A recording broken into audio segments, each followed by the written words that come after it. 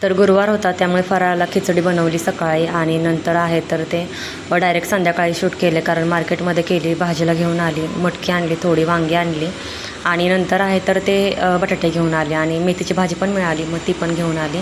आहे तिथे सामान सगळं व्यवस्थित ठेवलं, चहा घेतला, तनेला दूध दिलं.